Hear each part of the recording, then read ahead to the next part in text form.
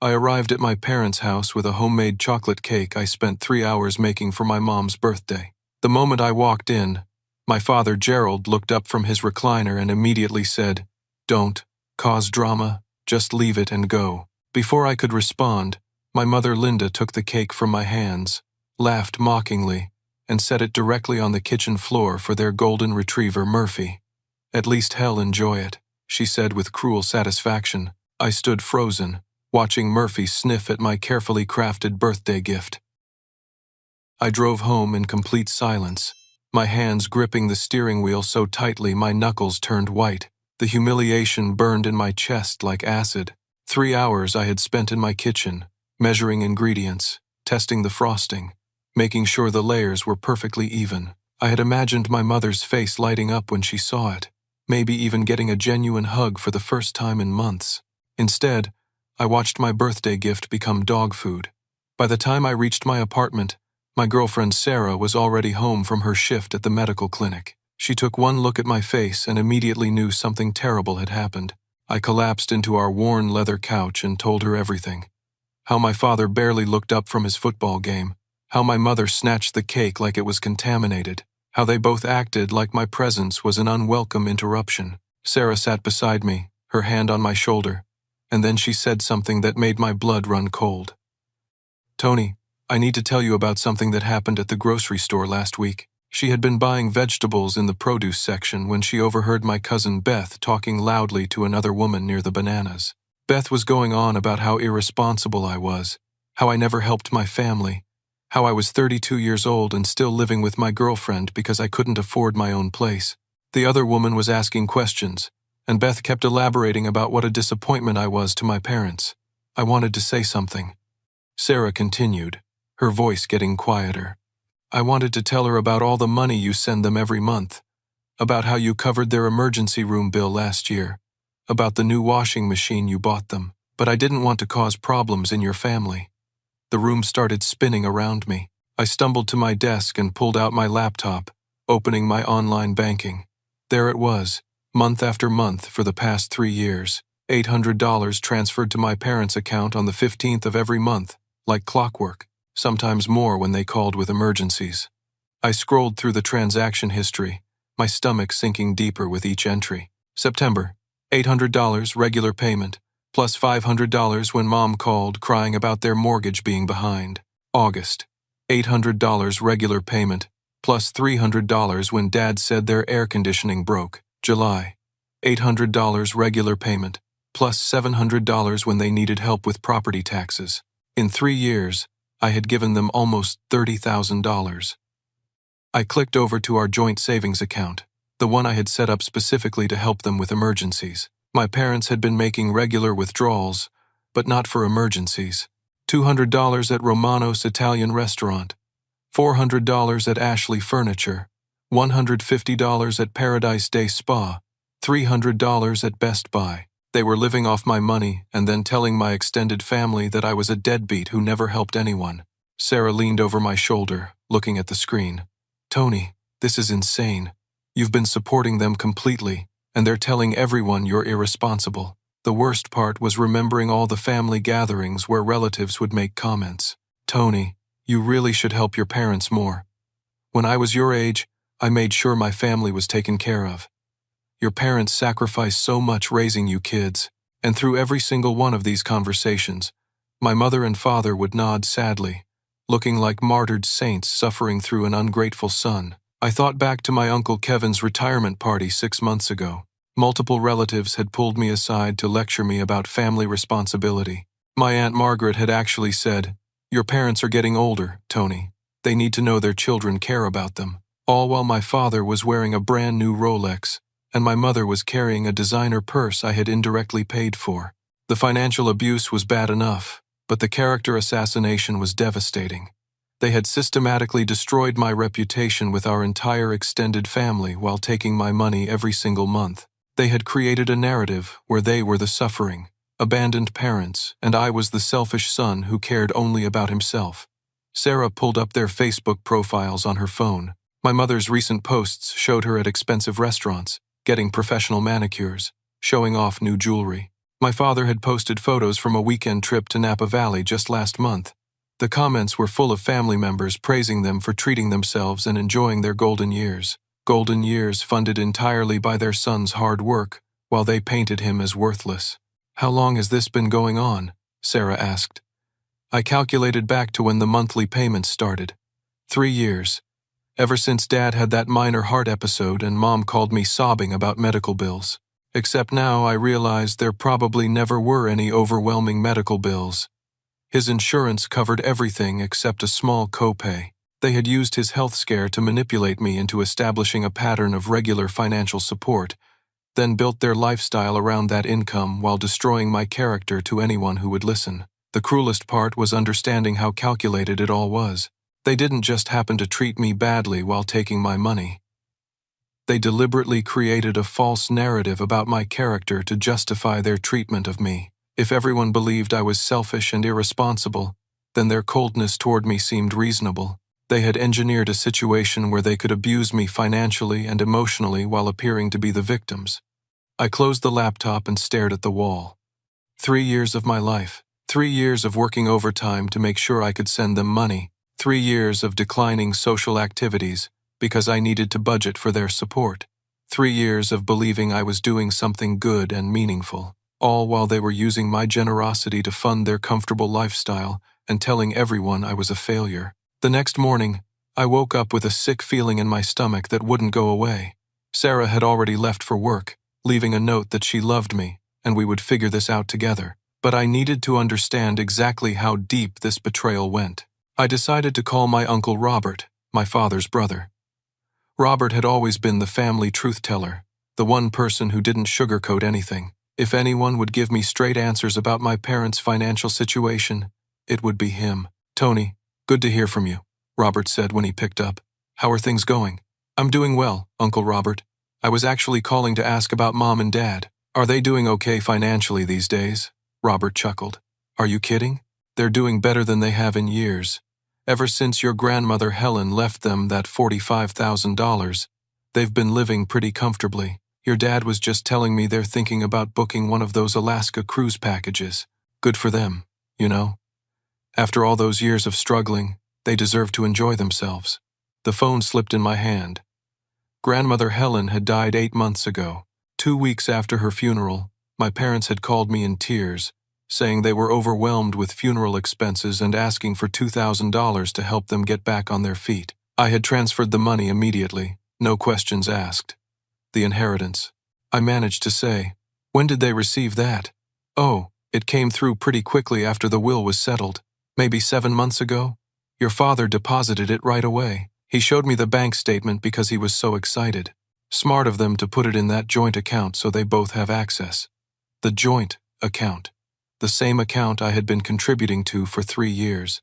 They had deposited grandmother's inheritance into the account that contained my monthly support payments, mixing her money with mine, then continued accepting my contributions while sitting on $45,000. "Robert, did they mention being financially stressed recently? Like, needing help with bills or anything?" "Stressed? Hell no. Linda was just showing off her new diamond earrings at your cousin's wedding last month. Said they were celebrating their improved situation." "Why do you ask?" I made up some excuse about wanting to help them if they needed it, and ended the call quickly. Then I immediately dialed my Aunt Patricia, my mother's sister. Patricia answered on the second ring, sounding delighted to hear from me. "Tony, what a nice surprise. Your mother was just telling me how well you're doing." "She was. Oh yes, she's very proud of your success. She says you've really learned to manage money well and live within your means. She's always bragging about how smart and independent you are." This was the exact opposite of what she had been telling other family members. "Aunt Patricia, has she mentioned anything about their financial situation lately?" "You mean how well they're doing?" She's been positively glowing about their financial planning. Just last week she bought this gorgeous $700 purse and told me it was because they finally learned to budget properly. She gets those manicures every week now and says it's her reward for being financially responsible. $700 for a purse while she cried poverty to me. Weekly manicures while claiming they couldn't afford their mortgage. Has she said anything about me recently? About whether I visit enough or help them out? Patricia's tone changed slightly. Well, now that you mention it, she did say something a bit concerning. She told me you don't call or visit anymore, that you're too busy with your own life to care about family. I told her that's just how young people are these days, always focused on their careers and relationships. But she seemed genuinely hurt by it. There it was, the carefully crafted lie designed to make me look bad to extended family. While taking my money every month, my mother was telling her sister that I was neglectful and didn't care about family. She was positioning herself as the hurt, abandoned mother, while using my financial support to buy luxury items. Patricia, when she says I don't help them out, what exactly does she mean? Oh, you know how parents are. They always want more attention from their children. She mentioned that you never offer to help with expenses or anything practical like that. But honestly, Tony, I think that's unfair of her. You're building your own life. You shouldn't be expected to support your parents financially at your age. The irony was suffocating. My aunt was defending me against accusations that were completely false, not knowing that I had been supporting them extensively while being painted as selfish for not doing exactly what I was already doing. After hanging up with Patricia, I sat in my car in the parking lot of my office building, trying to process what I had learned.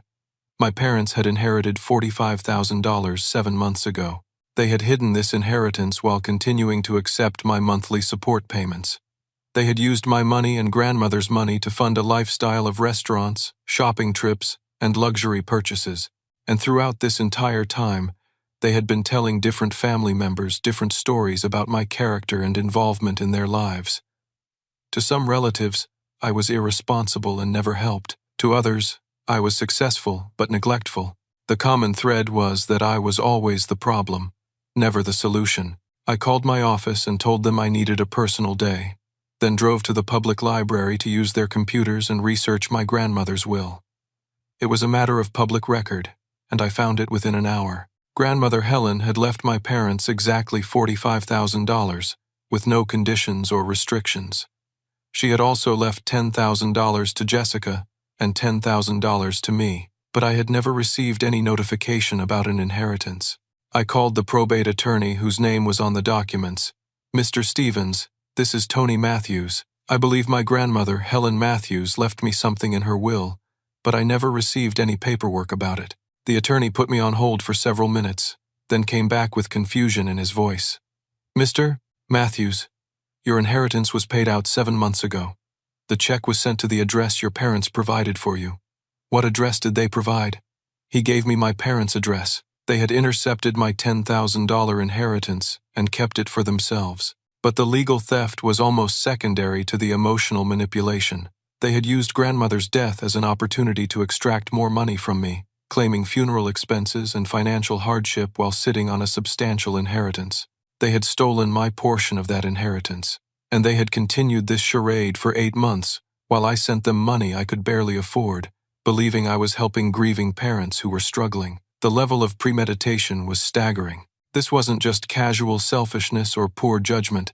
They had systematically planned to defraud me while destroying my reputation and relationships.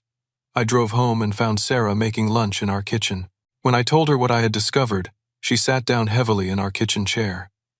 Tony, this isn't just about money anymore. They're actively trying to isolate you from your family by making everyone think you're a bad person, and they're stealing from you on multiple levels. She was right. This was psychological warfare designed to keep me dependent on their approval while they enriched themselves at my expense. Every dollar I sent them made their lives more comfortable, while they told everyone I was selfish. Every family gathering where relatives criticized me was a result of lies my parents had spread while cashing my checks. I was funding my own character assassination. By Thursday of that week, I couldn't focus on anything at work. My mind kept circling back to all the lies, all the money, all the family members who thought I was a disappointment. I decided to drive by my parents' house unannounced, hoping to catch them in a normal moment and maybe have a real conversation about what was happening. What I found in their driveway made my heart stop. A brand new silver Lexus SUV sat next to my father's truck, still wearing temporary dealer plates. Through the kitchen window, I could see my sister Jessica sitting at the table with our parents. My mother was opening a bottle of champagne while my father spread out a stack of papers in front of Jessica. I had walked into some kind of celebration. My father spotted me through the window and his expression immediately turned dark. He stormed outside, slamming the front door behind him. "What are you doing skulking around our house like some kind of stalker, Tony? I came to talk to you and Mom." "Whose Lexus is that?" Before he could answer, Jessica emerged from the house, looking guilty and defensive. She avoided making eye contact with me. "Tony, I can explain this." "Explain what, exactly?" My mother joined us on the front porch, still holding her champagne glass. "Jessica just bought her first house. We're celebrating her achievement, something you might understand if you ever accomplished anything meaningful. She bought a house." I looked at my sister, who was 28 and worked as a dental hygienist. "Jess, that's great, but how did you afford a house in this market?" The silence that followed told me everything I needed to know. Jessica finally spoke, her voice barely above a whisper. "Mom and Dad have been helping me save for a down payment." "Helping you how?" My father stepped between us. "That's none of your business, Tony. What we do for Jessica is between us and her." But Jessica looked like she was about to be sick. "Tony, they've been giving me $5,000 every month for the past 2 years to help me build a future. And they just gave me $20,000 for the down payment." The math hit me like a truck. $5,000 a month for 2 years was $120,000, plus $20,000 for the down payment. My parents had given Jessica $140,000 while taking $24,000 from me over the same period. But worse than the financial disparity was what this revealed about their priorities and planning. "You've been giving her $5,000 a month while taking $800 from me." My mother's voice turned vicious. "Jessica appreciates what we do for her. She visits every weekend, calls us daily, and treats us with respect. You show up here acting like you're doing us some huge favor with your little monthly checks." "Little monthly checks? Mom, I've given you almost $30,000 over 3 years. Gerald stepped closer to me, his face red with anger. "Jessica is buying a house and starting a family. You're 32 years old and still renting an apartment and playing house with some girl. We're investing in the child who has a real future." The cruelty of his words was breathtaking, but Jessica looked horrified. "Dad, you told me Tony was doing well financially and didn't need help. You said he never offered you anything and was focused only on himself, because that's true," my mother snapped. "Tony has never voluntarily helped us with anything. We have to ask him for every penny, and he acts like it's a burden." "That's not true," Jessica said, her voice getting stronger. "Mom, if Tony's been giving you $800 every month for 3 years, that's almost $30,000. That's more than most people make in a year.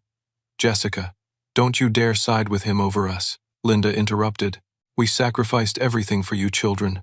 Every decision we made was about giving you opportunities we never had." But Jessica was putting pieces together. "You told me the money you were giving me came from Dad's retirement and your savings. You never said Tony was contributing to the family finances, because he wasn't contributing enough to matter," Gerald said dismissively. $800 a month doesn't go very far these days. "It goes far enough to buy Mom a $700 purse," I said quietly. Jessica's face went white. "What $700 purse?" Linda tried to deflect. "That's irrelevant. Jessica, we're celebrating your house today.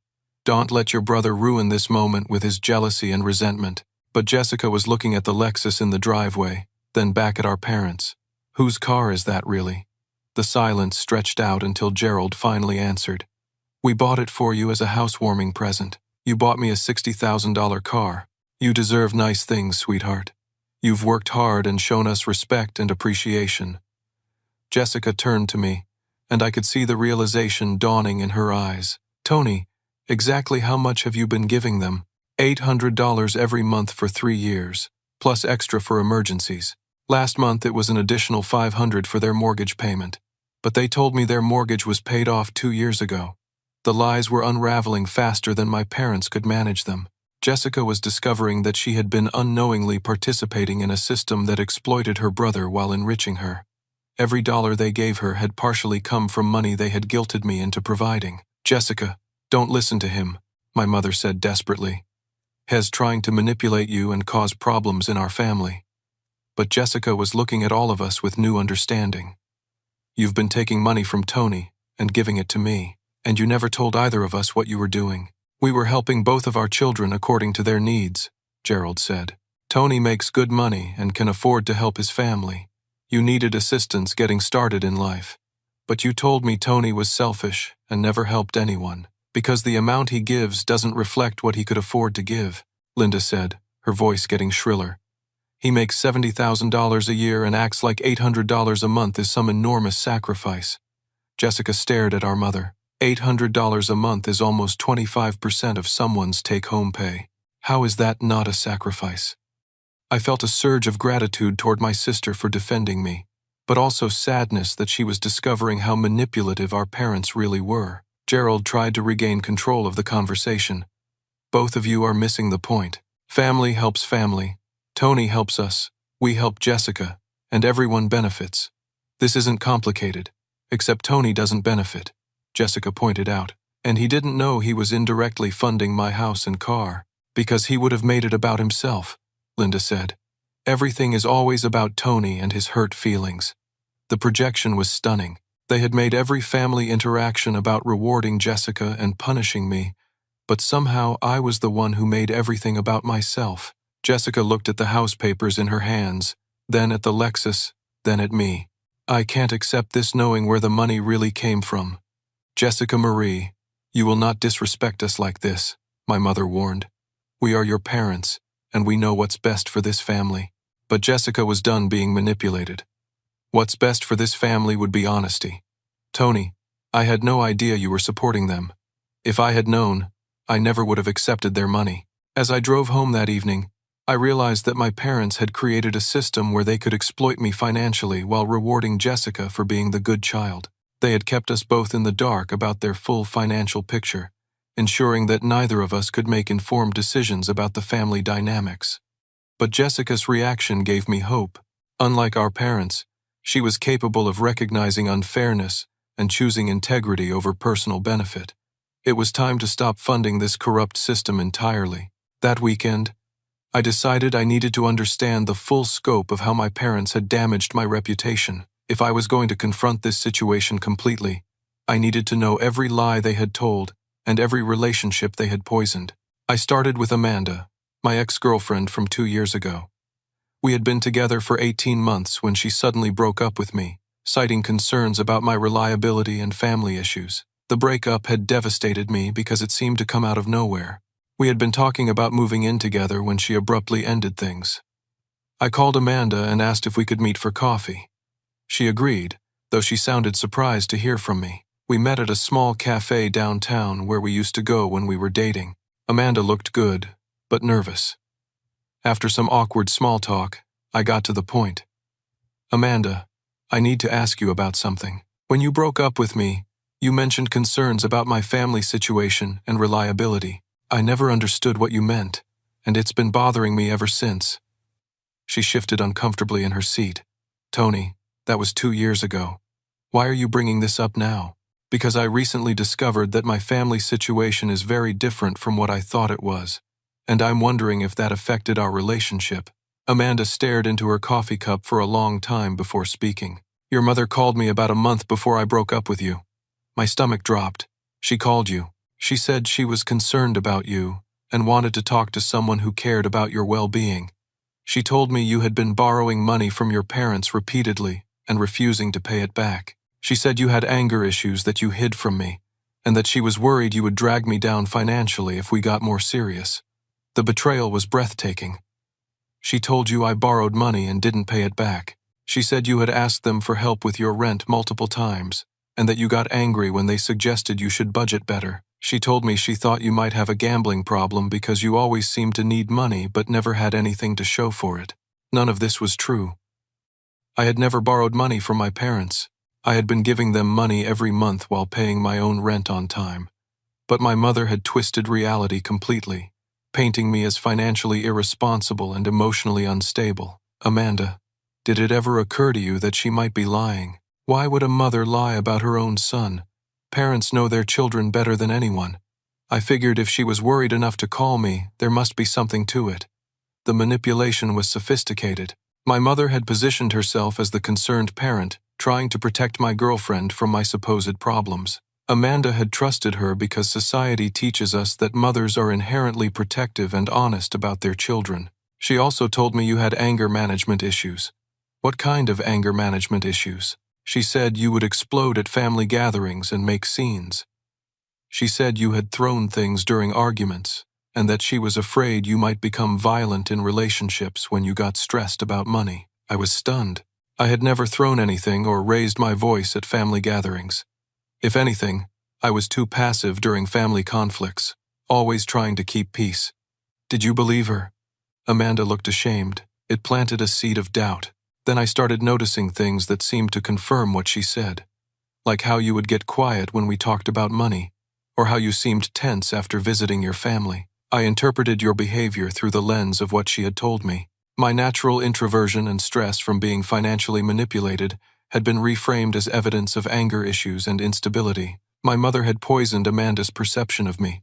Then my normal reactions to that stress seemed to confirm her lies. I've felt guilty about the breakup ever since, Amanda continued. You never actually did anything wrong in our relationship.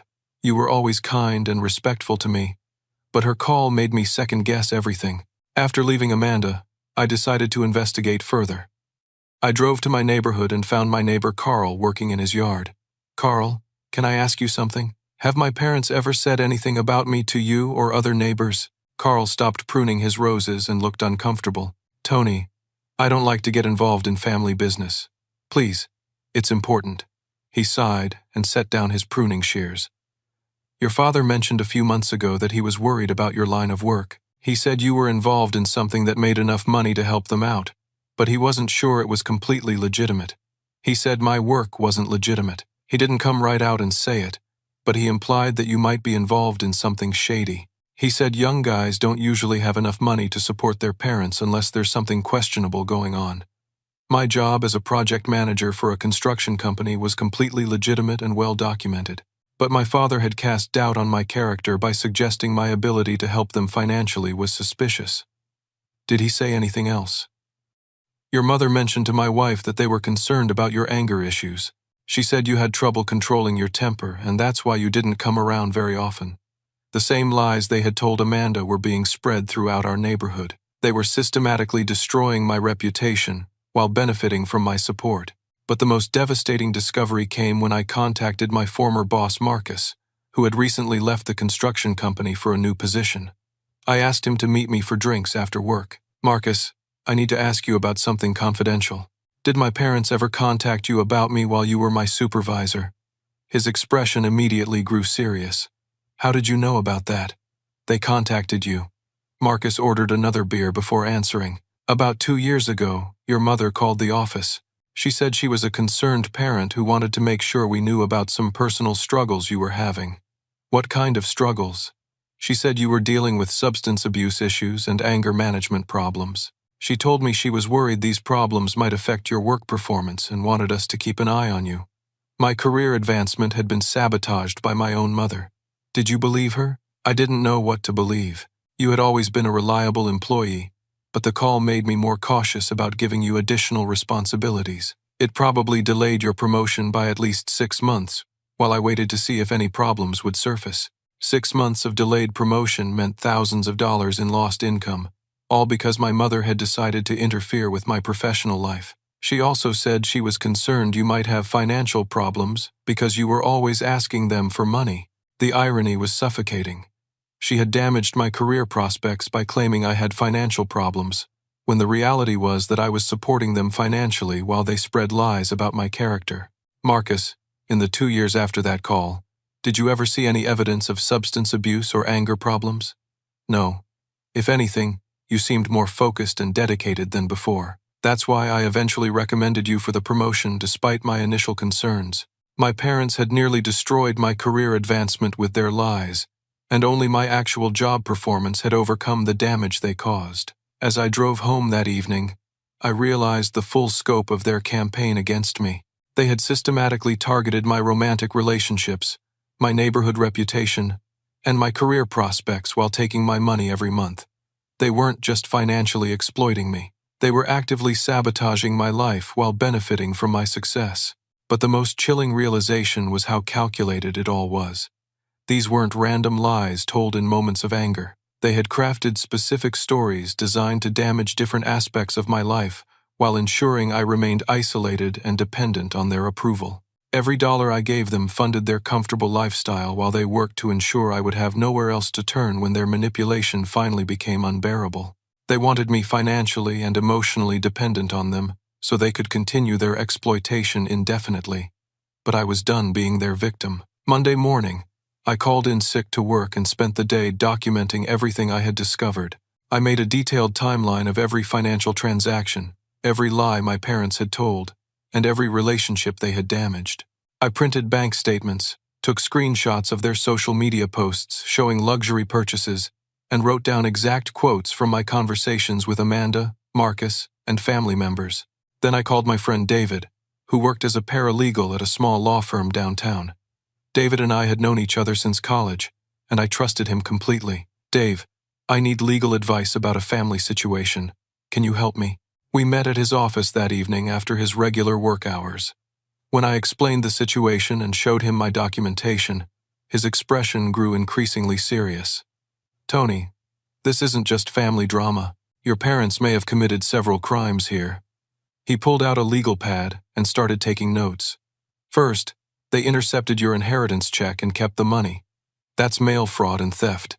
Second, if they lied on their tax returns by claiming you as a dependent while receiving your support payments, that's tax fraud. Third, the defamation to your employer could constitute intentional interference with business relationships.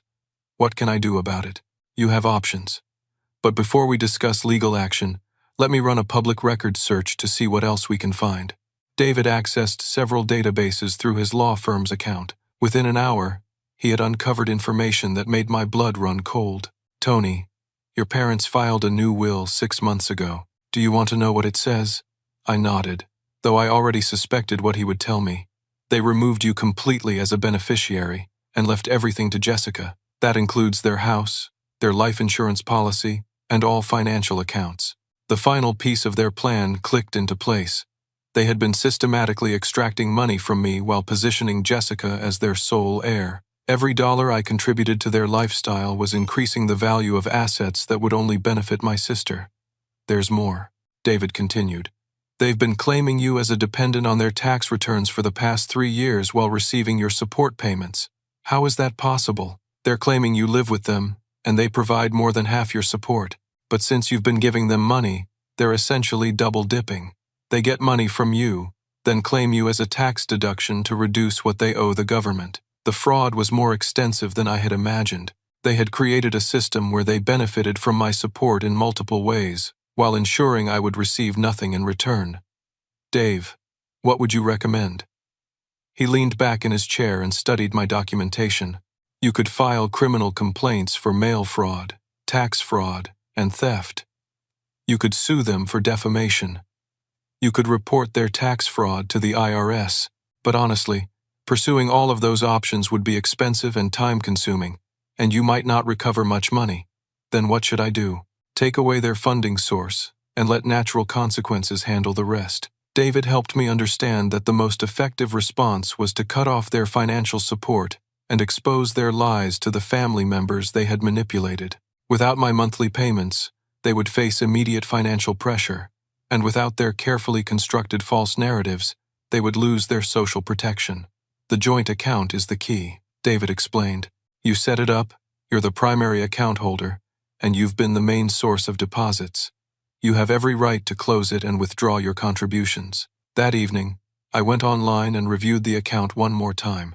The current balance was $47,000, including my grandmother's inheritance money that they had hidden there. I calculated that roughly $25,000 came from my direct contributions over 3 years, and the rest came from grandmother's inheritance that should have been distributed to Jessica and me.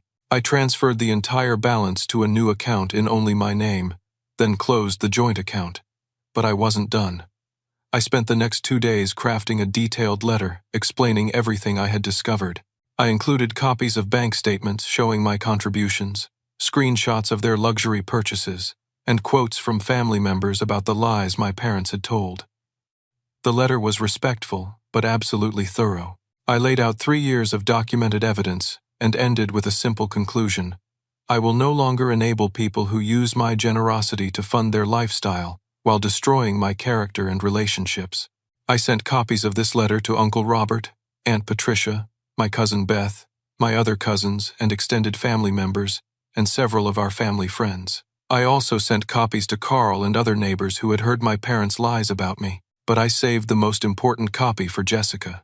I hand-delivered it to her apartment along with a separate note explaining that none of this was her fault, that I didn't blame her for accepting our parents' support, and that I hoped we could rebuild our sibling relationship based on honesty rather than manipulation. The letter included one final revelation that I had discovered through David's research. Our parents had taken out a life insurance policy 2 years ago with Jessica as the sole beneficiary. The premiums were being paid through automatic withdrawal from the joint account, which meant my monthly contributions had been funding a policy that would only benefit my sister. I had been unknowingly paying for my own exclusion from their legacy, but as I sent the final email containing my letter, I felt something I hadn't experienced in years: peace. I was no longer funding my own abuse. By Tuesday morning, my phone started ringing non-stop. Uncle Robert called first, his voice thick with anger and disbelief. "Tony, I just read your letter. Is all of this true?" "Every single word, Uncle Robert.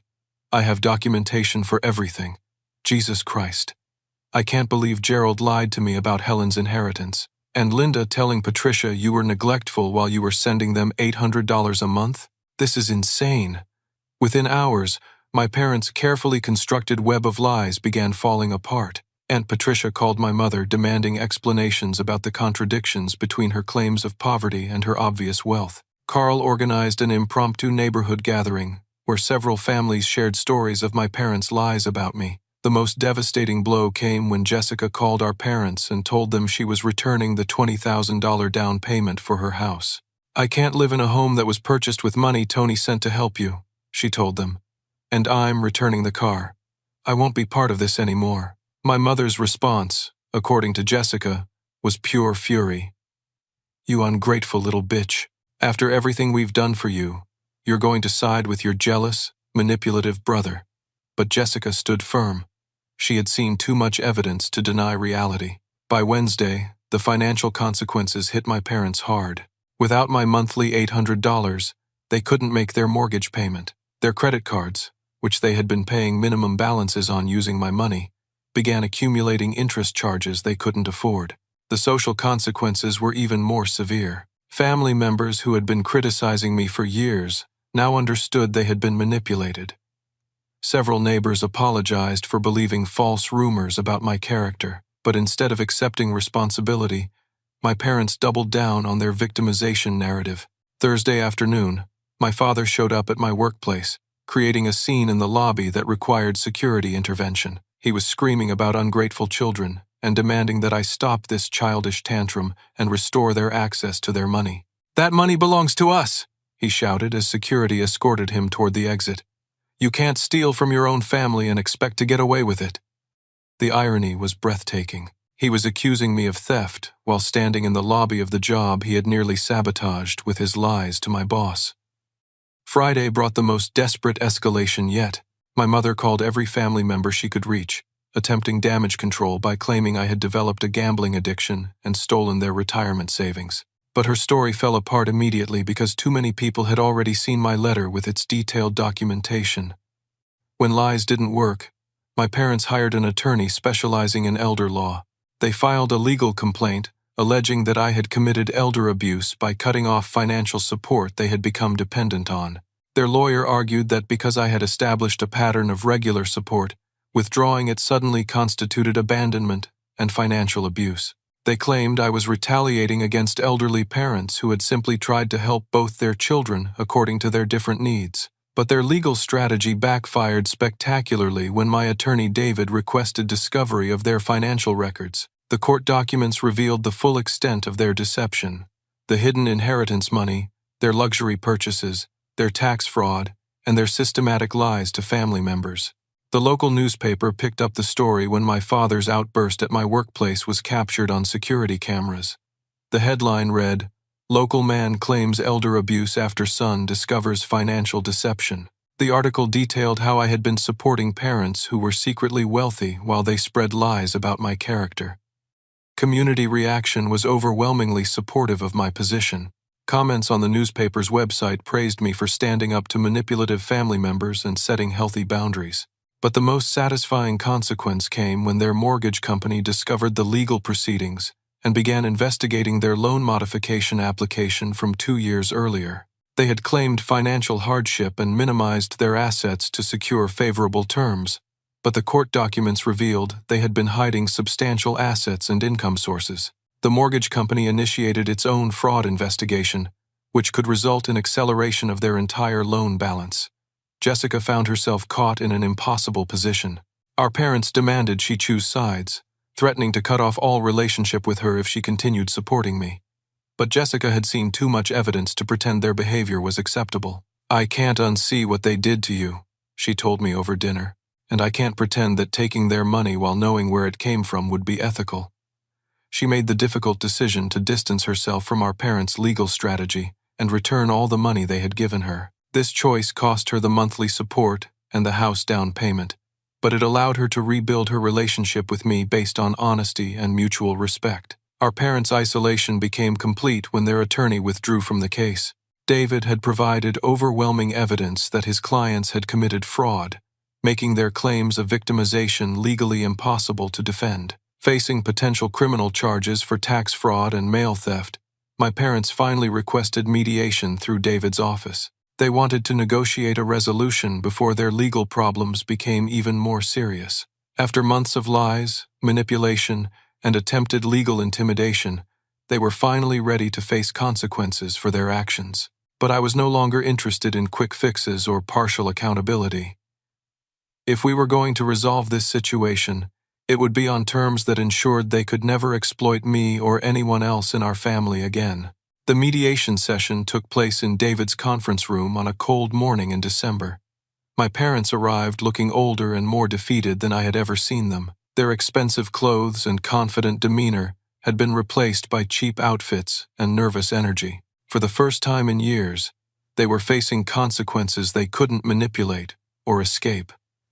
David had prepared thoroughly. He presented a timeline of their fraud, documentation of their lies to family members, evidence of their intercepted mail, and calculations showing they owed me approximately $35,000 in stolen support payments and inheritance money. But more importantly, he had contacted the IRS about their fraudulent tax returns and the postal inspector about their mail fraud. Criminal charges were possible unless they agreed to make full restitution and accept responsibility for their actions. Faced with potential prosecution, my parents finally broke down. My mother spoke first, her voice shaking with tears. "Tony, I know what we did was wrong, but you have to understand, we were terrified of getting older and not having enough money. When you started helping us, it felt like a safety net. Then it became normal, and we started to depend on it. But why lie about me to everyone?" Her answer revealed the depth of their psychological manipulation. "Because if everyone thought you were generous and responsible, they would expect us to be grateful and happy all the time. But we felt guilty taking your money, so we convinced ourselves and everyone else that you weren't doing enough. It made us feel less guilty about accepting your help." Gerald's confession was more calculated but equally revealing. "We favored Jessica because she seemed to need more help. You were always independent and successful, which made us feel like failures as parents. Supporting Jessica made us feel important and needed in a way we never felt with you." The twisted logic was stunning. My success and independence had made them feel inadequate, so they punished me for thriving while rewarding Jessica for needing them. They had created a system where my strength was treated as a character flaw while dependency was rewarded, but understanding their motivations didn't excuse their actions. David outlined the terms for resolution. They would publicly apologize to every family member and neighbor they had lied to, seek financial counseling to manage their legitimate resources, and have no contact with me for 2 years while they worked on themselves. In exchange, I would not pursue criminal charges, and I would help them avoid prosecution by providing restitution documentation to the authorities. But I added one more condition that surprised everyone in the room. I want to establish a small emergency fund for them, but only accessible through a financial counselor who can verify legitimate emergencies. David looked confused. Tony, why would you want to help them after everything they've done? Because cutting them off completely would make me just as manipulative as they were. The difference between support and enablement is structure and accountability. I used $15,000 from the joint account, which legally belonged to them, but morally represented my contributions, to establish a supervised emergency fund. They could access it only for genuine medical emergencies or housing crises, and only with verification from a licensed financial counselor. This arrangement protected them from true catastrophes, while preventing them from using emotional manipulation to extract money for luxuries or poor financial decisions. The broader resolution had profound effects on our entire family dynamic. Jessica used the experience as motivation to become completely financially independent, starting her own business and building genuine wealth through hard work rather than parental support. Uncle Robert and Aunt Patricia became much more involved in holding family members accountable for their actions, ending the culture of enabling bad behavior for the sake of family peace. Most importantly, the truth about my character and contributions became widely known throughout our extended family and community. Relatives who had criticized me for years now understood they had been manipulated into believing lies. 6 months later, my life had transformed in ways I never expected.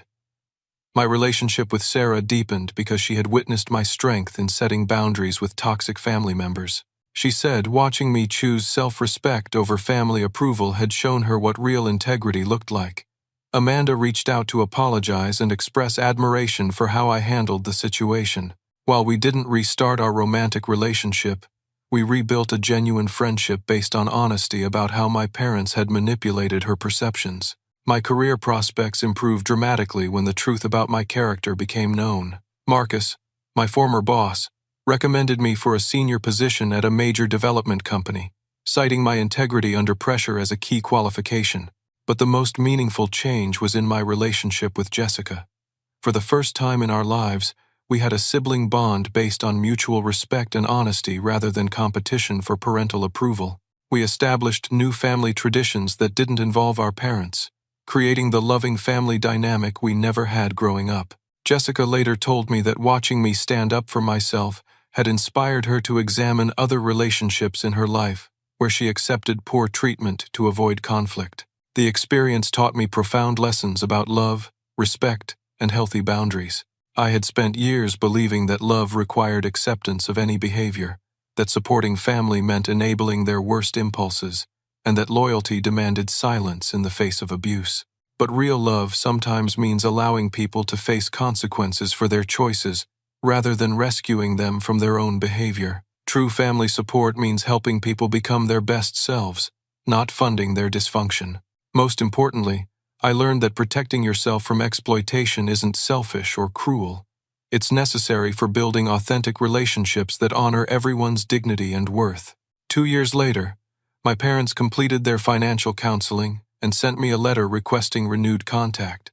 The letter was different from anything they had ever written to me before. It contained genuine accountability for their actions, specific acknowledgments of how they had harmed me and others, and realistic plans for building healthier relationships going forward.